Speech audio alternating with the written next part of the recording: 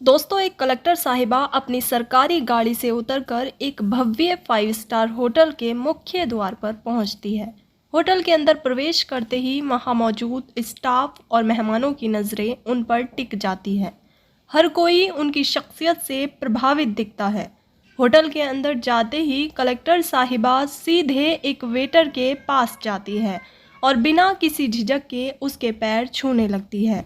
यह दृश्य देखकर वहां मौजूद सभी लोग चौंक जाते हैं कि आखिर एक प्रतिष्ठित कलेक्टर साहिबा एक साधारण वेटर के पैर क्यों छू रही है। यह सवाल सबके मन में गूंजने लगता है। यहाँ से कहानी एक नए मोड़ पर जाती है। उस वेटर और कलेक्टर साहिबा के बीच ऐसा कौन सा रिश्ता है जो इस तरह की अद्भुत घटना का कारण बना। आखिर कलेक्टर साहिबा ने उसके पैर क्यों छुए। पूरी सच्चाई जानने के लिए कहानी को अंत तक ज़रूर देखें। एक छोटे से गांव में जो उत्तर प्रदेश के सुल्तानपुर ज़िले में स्थित था, एक साधारण परिवार रहता था। इस परिवार में पति पत्नी और उनकी एक प्यारी सी बेटी थी। पति का नाम संदीप था, जो खेतों में मेहनत मजदूरी करके अपने परिवार का गुजारा करता था। उनकी बेटी का नाम पल्लवी था। जब पल्लवी केवल 2 साल की थी तभी संदीप की पत्नी रजनी का अचानक बीमारी के चलते निधन हो गया। अब घर में सिर्फ संदीप और पल्लवी ही रह गए थे। संदीप के परिवार वाले उसे बार बार समझाते, तुम्हारी उम्र अभी कम है, दूसरी शादी कर लो, लेकिन संदीप हर बार मना कर देता। उसे डर था कि अगर उसने दूसरी शादी की तो नई पत्नी पल्लवी के साथ अच्छा व्यवहार नहीं करेगी। जैसा कि उसने कई बार देखा था, संदीप ने ठान लिया कि वह अपनी बेटी को खुद ही पाल पोस कर बड़ा करेगा। वह मेहनत मजदूरी करके पल्लवी की हर ज़रूरत का ख्याल रखता और उसकी पढ़ाई लिखाई में भी मदद करता। समय बीतता गया और पल्लवी अब स्कूल जाने लगी। संदीप ने उसकी पढ़ाई में कोई कसर नहीं छोड़ी। जब पल्लवी 10वीं कक्षा में पहुंची तो एक दिन संदीप ने उससे कहा, बेटी, अगर तुमने 10वीं कक्षा में अच्छे नंबर लाए तो मैं तुम्हारी एक इच्छा पूरी करूंगा। पल्लवी यह सुनकर बहुत खुश हुई और अपनी पढ़ाई में जी जान से जुट गई। संदीप की बेटी पल्लवी जब अपने पिता से कहती है, सच में पिताजी, आप मेरी इच्छा पूरी कर देंगे, तो संदीप मुस्कुराते हुए जवाब देता है, हाँ बेटी, जो तुम चाहोगी मैं वही करूँगा। पल्लवी उत्साहित होकर कहती है, पिताजी, अगर मैं 10वीं में अच्छे नंबरों से पास हो जाती हूँ तो आप मुझे 5 स्टार होटल में डोसा खिलाने ले चलिए। मेरी यही ख्वाहिश है। मैं 5 स्टार होटल में बैठकर डोसा खाना चाहती हूँ। संदीप अपनी बेटी से वादा करता है कि वह उसकी इच्छा ज़रूर पूरी करेगा। पल्लवी भी पूरी मेहनत से पढ़ाई में जुट जाती है। कड़ी मेहनत का फल यह होता है कि पल्लवी 10वीं कक्षा में बहुत अच्छे नंबरों से पास हो जाती है और पूरे ज़िले में टॉप कर देती है। जब संदीप को यह खबर मिलती है कि उसकी बेटी ने पूरे ज़िले में टॉप किया है तो उसकी खुशी का ठिकाना नहीं रहता। वह गर्व से अपनी बेटी से कहता है, बेटी, अब मैं तुम्हारी इच्छा ज़रूर पूरी करूँगा। संदीप ने कई महीनों से कुछ पैसे जोड़ रखे थे ताकि वह अपनी बेटी को 5 स्टार होटल में डोसा खिला सके। वह खुद को तैयार करता है और अपनी बेटी को भी तैयार होने को कहता है। दोनों पिता पुत्री खुशी खुशी उस इलाके के सबसे बड़े 5 स्टार होटल की तरफ रवाना होते हैं। संदीप ने साधारण और पुराने कपड़े पहने हुए थे क्योंकि उसकी आर्थिक स्थिति बहुत अच्छी नहीं थी, लेकिन उसने अपनी बेटी की खुशी के लिए दिल में बड़ा जज्बा रखा। जब वे 5 स्टार होटल में पहुंचे तो संदीप ने उन्हीं पुराने कपड़ों में एक टेबल पर जाकर बैठने का फैसला किया, बिना किसी झिझक के। होटल का माहौल, वहाँ की चमक दमक और पिता की सादगी, सब कुछ एक अलग कहानी बयां कर रहे थे। संदीप और पल्लवी जब 5 स्टार होटल में टेबल पर बैठते हैं तो वहाँ पहले से खाना खा रहे लोग उनकी ओर अजीब निगाहों से देखने लगते हैं।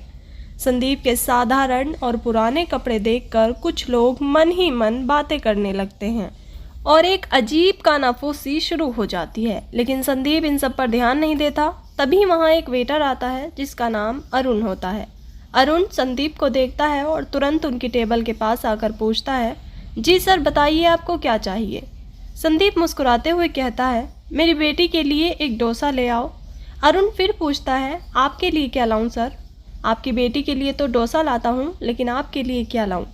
संदीप हल्की मुस्कान के साथ जवाब देता है, मुझे कुछ नहीं चाहिए, मैं बस अपनी बेटी को डोसा खिलाने के लिए यहाँ आया हूँ।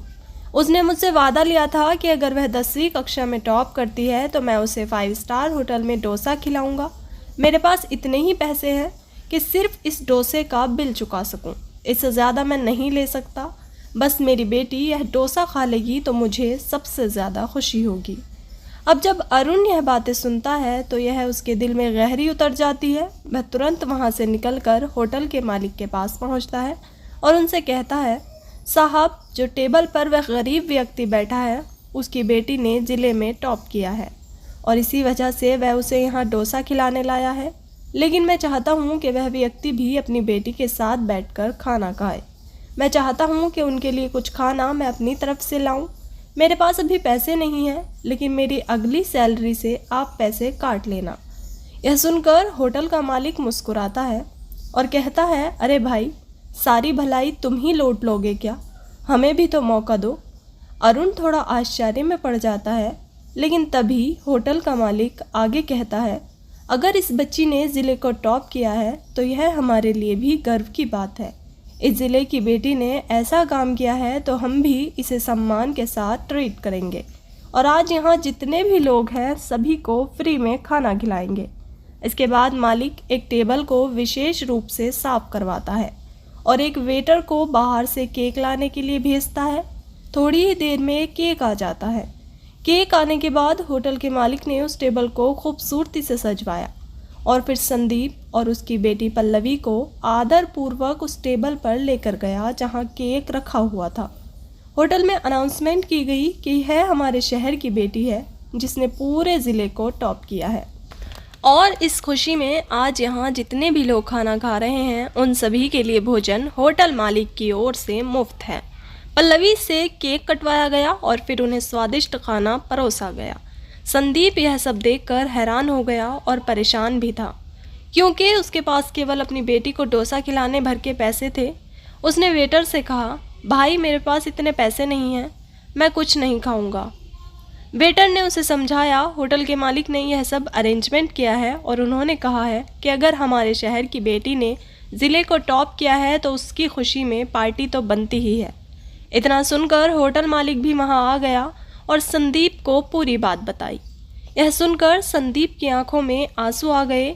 उसने होटल मालिक के सामने हाथ जोड़ते हुए कहा, मैंने कभी सोचा भी नहीं था कि मेरी बेटी के लिए इतना सब कुछ होगा। इसके बाद संदीप ने अपनी बेटी पल्लवी के साथ खुशी खुशी खाना खाया। होटल मालिक ने जाते समय संदीप को ढेर सारी मिठाइयाँ दी और कहा, बिटिया ने टॉप किया है, यह मिठाइयाँ मोहल्ले में बांट देना ताकि सबको पता चले कि उनके मोहल्ले की बेटी ने इतना बड़ा काम किया है। पल्लवी ने जब यह देखा तो उसके दिल में गहरी छाप पड़ी और वह यह सोचने लगी कि उसकी थोड़ी सी मेहनत ने उसे इतना सम्मान दिलाया। फिर वह अपने पिता के साथ खुशी खुशी अपने घर लौट आई, जहाँ पर दोनों बाप बेटी रहा करते थे। वहाँ जाने के बाद संदीप पूरे मोहल्ले में उन मिठाइयों को बांटता है और सभी लोगों को पता चल जाता है कि पल्लवी ने डिस्ट्रिक्ट को टॉप किया है। उसके बाद ही संदीप उसके लिए मिठाइयाँ बांट रहा है। इसके बाद पल्लवी मन ही मन सोचती है कि जो कुछ भी आज हमारे साथ हुआ है यह पढ़ाई की वजह से हुआ है। वह अच्छी तरह से पढ़ाई करेगी और एक अच्छे मुकाम को हासिल करेगी। साथ में उसके दिमाग में होटल मालिक की छवि और उस वेटर की छवि घूम रही थी जिन्होंने आज उसके लिए इतना कुछ किया था। धीरे धीरे समय बीतता है और समय के साथ साथ पल्लवी अपनी पढ़ाई लिखाई को जारी रखती है और उसमें और भी ज़्यादा मेहनत करने लगती है। पल्लवी पढ़ने लिखने में काफ़ी होशियार थी और काफ़ी तेज़ थी, तो इसी कारण से उसकी मेहनत भी रंग लाती है और एक दिन वो ज़िला कलेक्टर बन जाती है। अब जैसे ही वो ज़िला कलेक्टर बनी, वह अपने पिता के पास फ़ोन करती है और उन्हें बताती है कि पिताजी, मैं ज़िला कलेक्टर बन गई हूँ। इस बात को सुनकर संदीप एक बार फिर से उसी तरह खुश होता है जिस तरह वह तब खुश हुआ था जब पल्लवी ने 10वीं क्लास पास की थी। एकदम से वह कहता है, बेटी, यह तो बड़ी अच्छी बात है, अब तुम बताओ तुम्हें क्या चाहिए। इस बात को सुनने के बाद पल्लवी को पुरानी बातें याद आ जाती है जो बातें उसके साथ 10वीं क्लास पास करने के बाद हुई थी, जब उसे एक होटल में ले जाया गया था और वहाँ के मालिक और वेटर ने उसका बड़े अच्छे से स्वागत किया था। और उसकी 10वीं क्लास में टॉप आने की खुशी को सभी के साथ सेलिब्रेट किया था। यह बातें अब उसके दिमाग में आ गई थी। पल्लवी सोचती है, चलो ठीक है, मैं ज़िला कलेक्टर तो बन गई, लेकिन एक बार मुझे उस होटल के मालिक और वेटर से ज़रूर मिलना है, क्योंकि आज जो कुछ भी मैं हूँ वो उन्हीं की बदौलत हूँ। अगर वो लोग मुझे अप्रिसिएट नहीं करते तो शायद मैं अपनी पढ़ाई में इतनी मेहनत नहीं करती और मैं अपनी पढ़ाई को लेकर कभी सीरियस नहीं होती और इस मुकाम को हासिल नहीं कर पाती। धीरे धीरे समय बीतता है और समय के साथ साथ पल्लवी की ट्रेनिंग पूरी हो जाती है। ट्रेनिंग के बाद उसकी पोस्टिंग एक शहर में हो जाती है। अब जैसे उसकी पोस्टिंग होती है, वह अपनी सरकारी गाड़ी लेती है और सीधा उसी 5 स्टार होटल पर पहुंच जाती है जहां पर उसका 10वीं क्लास पास करने के बाद अच्छे से वेलकम किया गया था और उसकी खुशी को सभी लोगों के साथ सेलिब्रेट किया गया था। पल्लवी जब अपनी सरकारी गाड़ी में अपने गार्ड के साथ वहां पहुंचती है तो होटल के अंदर लोग खाना खा रहे थे और वहां का स्टाफ आश्चर्य से भरकर पल्लवी की तरफ देखने लगता है। लेकिन तभी पल्लवी होटल के अंदर जाने लगती है और वहां पर वेटर को ढूंढने लगती है। देखते देखते एकदम से उसे अरुण नाम का वो वेटर दिख जाता है और वह तुरंत जाकर अरुण के पैर छूने लगती है। इस बात को देखकर अरुण भी हैरान है। वह एकदम पीछे हटते हुए कहने लगता है, मैडम आप इस तरह से मेरे पैर क्यों छू रही हैं? पल्लवी एकदम से खड़ी हो जाती है और हंसने लगती है।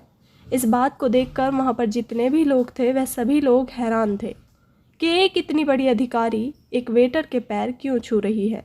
इसके बाद पल्लवी अरुण से कहती है कि शायद आप मुझे भूल गए, लेकिन मैं आपको चाहकर भी नहीं भूल पाई। पल्लवी ने कहा। अरुण थोड़ा सोचकर बोला, मैडम मेरी समझ में नहीं आ रहा कि आप किस तरह की बातें कर रही हैं। पल्लवी ने बताया, आज से इतने साल पहले मैं यहाँ अपने पिता के साथ डोसा खाने के लिए आई थी और उस समय तुम ही हमारी टेबल पर आए थे, लेकिन तुमने जाकर मालिक को बताया और मालिक ने अच्छी तरह से हमारा स्वागत किया। आज जो मैं एक ज़िला कलेक्टर बनी हूँ वह आपकी ही बदौलत हूँ। शायद अगर आप मुझे अप्रिशिएट नहीं करते तो मैं इतनी मेहनत नहीं करती और अपनी पढ़ाई को लेकर सीरियस नहीं होती। यह सुनकर अरुण को सारी बातें याद आ गई और उसने पल्लवी को पहचान लिया। उसने कहा, अच्छा हुआ बेटी तुम कलेक्टर बन गई हो। हमने कभी सोचा भी नहीं था कि तुम कलेक्टर बनने के बाद भी यहाँ आओगी। वहाँ उपस्थित सभी लोग हैरान रह गए कि एक लड़की कलेक्टर बनने के बाद उस व्यक्ति के पैर छू रही है जिसने कभी 10वीं क्लास में उसे ट्रीट दिलाई थी। इसके बाद पल्लवी ने अरुण से होटल मालिक को बुलाने के लिए कहा। अरुण एकदम से मायूस हो गया और बोला, बेटा जो इस होटल के मालिक उस समय थे उन्होंने होटल बेच दिया है। पल्लवी ने उनसे पूछा, ऐसा क्या हुआ जो उन्हें यह होटल बेचना पड़ा? अरुण ने बताया, उनकी पत्नी को कोई बीमारी हो गई थी। बीमारी के चलते उन्होंने पहले अपने घर को बेचा और उसके बाद जितनी भी उनकी ज़मीन जायदाद थी सब कुछ अपनी पत्नी के इलाज में लगा दी। लेकिन इसके बावजूद भी उनकी पत्नी की तबीयत ठीक नहीं हो पाई और उनकी मौत हो गई और इस सब से उन्हें बहुत गहरा सदमा पहुंचा और इसी कारण से वह शराब पीने लगते हैं और शराब पीकर इधर उधर घूमते रहते हैं। उनके परिवार में और कोई नहीं था, कोई संतान नहीं थी और वो बस ऐसे ही इधर उधर घूमते थे। फिर एक दिन मुझे वह ऐसे ही घूमते हुए मिल जाते हैं और उसके बाद मैंने उन्हें अपने घर पर रख लिया। मैं वहीं पर उनकी सेवा किया करता हूँ। जब पल्लवी को यह बात पता चलती है तो उसे बड़ा दुख होता है और उसकी आंखों से आंसू छलक जाते हैं। इसके बाद पल्लवी अरुण को अपने साथ बिठाकर अपने घर जाने के लिए अपनी कार लेकर निकल जाती है। जैसे ही वह होटल मालिक को देखती है वह फूट फूट कर रोने लगती है और तुरंत जाकर उनके पैर छूने लगती है। होटल मालिक भी शुरुआत में समझ नहीं पाता कि आखिर यह लड़की कौन है, लेकिन तभी अरुण बताता है कि मालिक यह वही लड़की है जिसका सेलिब्रेशन आपने होटल में करवाया था और सभी लोगों को फ्री में पार्टी दी थी। यह सुनकर होटल मालिक की आंखों में आंसू निकल जाते हैं और वह भी फूट फूट कर रोने लगते हैं। वह काफ़ी बुजुर्ग हो चुके थे। इसके बाद पल्लवी होटल मालिक को सहारा देती है और कहती है, कोई बात नहीं, जो आपके साथ हुआ वह बहुत बुरा हुआ और इन सभी चीज़ों के बारे में उन्होंने मुझे पहले ही बता दिया था। उसके बाद पल्लवी होटल मालिक को लेकर अपने घर चली जाती है और वहाँ अपने पिता के साथ उन्हें रखने लगती है। जब उसके पिता होटल मालिक की यह बात सुनते हैं तो उन्हें भी बड़ा दुख होता है और उनकी आंखें भी छलकने लगती है, क्योंकि होटल मालिक वास्तव में एक ईमानदार व्यक्ति था और उसके साथ ऐसा हुआ जो शायद किसी बेईमान व्यक्ति के साथ भी नहीं होना चाहिए। अब पल्लवी होटल मालिक को अपने घर में लाकर एक विशेष स्थान देती है। पल्लवी होटल मालिक की सेवा करती है और उन्हें अपने पास रखती है। वह वेटर, जिसका नाम अरुण था, उससे भी यह बात कह देती है कि अगर आपको ज़िंदगी में कभी भी किसी चीज़ की ज़रूरत हो तो आप बेझिझक मुझसे मांग सकते हैं। इसके बाद पल्लवी अपना कार्यभार संभालने लगती है और धीरे धीरे पल्लवी की उम्र शादी की हो जाती है। अंततः पल्लवी की शादी एक लड़के से हो जाती है, लेकिन शादी से पहले पल्लवी ने उस लड़के से स्पष्ट कर दिया था कि मेरे 2 पिता हैं और दोनों मेरे साथ रहेंगे, उनकी भी सेवा तुम्हें करनी होगी। इस बात को सुनकर उसका पति भी सहमत हो जाता है। वह पल्लवी के पिता और होटल मालिक को अपने साथ ही ले जाता है और उनकी सेवा करने लगता है। जब पल्लवी के पति को पता चलता है कि होटल मालिक उनके दूसरे पिता हैं और उनकी कठिनाइयों के बारे में सुनता है, तो वह उनका और भी ज़्यादा सम्मान करने लगता है। वह उनकी ज़रूरतों का पूरा ध्यान रखता है और उन्हें हर संभव सुख सुविधाएं देने का प्रयास करता है। तो दोस्तों, यह थी कहानी एक लड़की पल्लवी की, जिसने 10वीं कक्षा टॉप की और उसके बाद एक सेलिब्रेशन ने उसकी ज़िंदगी ही बदल दी। वह एक ज़िला कलेक्टर बन गई और ज़िला कलेक्टर बनने के बाद उसने कुछ ऐसा किया जो शायद किसी ने सपने में भी नहीं सोचा होगा। आप क्या कहना चाहते हैं पल्लवी के बारे में? आप क्या कहना चाहते हैं अरुण के बारे में? और आप क्या कहना चाहते हैं होटल मालिक के बारे में? आपकी जो भी राय है आप कमेंट सेक्शन में लिख सकते हैं और अपने विचार साझा कर सकते हैं। अगर आपको यह कहानी पसंद आई हो तो वीडियो को लाइक करें और चैनल को सब्सक्राइब ज़रूर कर लें, ताकि हमें थोड़ी हिम्मत मिले आपको और भी अच्छी अच्छी कहानियाँ सुनाने के लिए। इन कहानियों का उद्देश्य किसी को परेशान करना नहीं है, बल्कि आपको प्रेरित करना है, ताकि आप इनसे कुछ सीख सकें और अपने जीवन में उसे लागू कर सकें। मिलते हैं किसी अगले वीडियो में एक नए टॉपिक के साथ। तब तक के लिए जय हिंद, जय भारत, जय हिंदुस्तान।